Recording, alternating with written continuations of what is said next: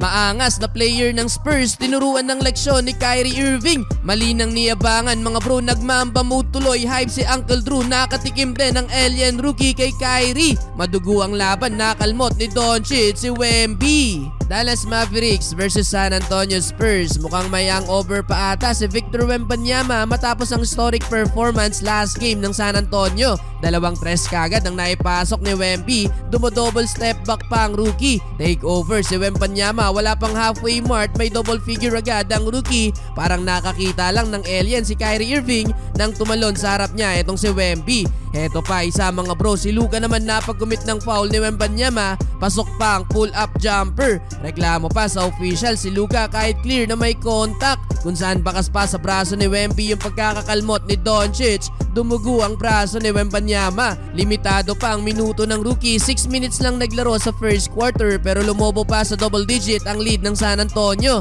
Late na nung kumana sa opensa si Luka Doncic pero meron 13 points si Luka sa first quarter. Alat pa si Kyrie Irving, 0 for 3 si Uncle Drew. Though naibaba ng Dallas sa 7 points ang kalamangan ng San Antonio, 32-25.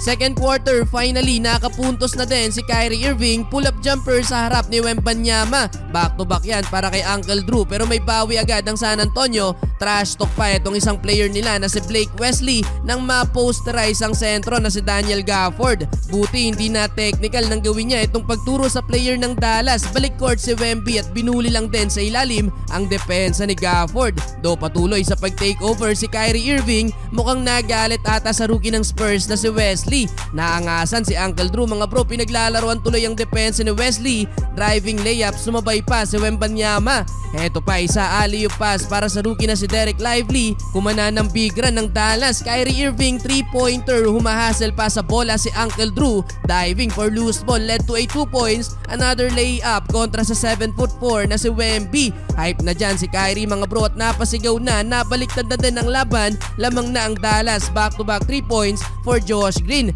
At panapos na hang time move layup ni Kyrie Irving. Parang nagkape pa sa ere mga bro, napaflex niya pa si Luka Doncic.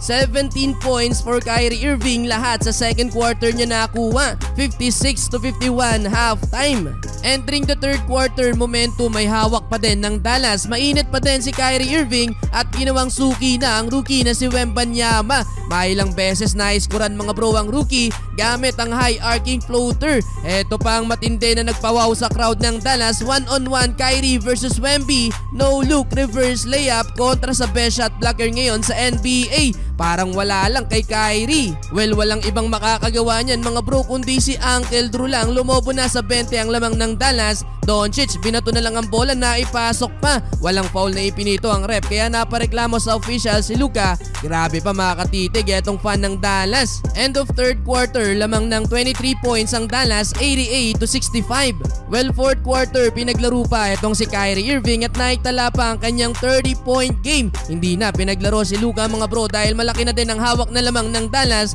Kaya naman sa uli, panalo ang Mavericks. 30-point game for Kyrie, 27 points for Doncic, habang 20-point game para kay Wembanyama.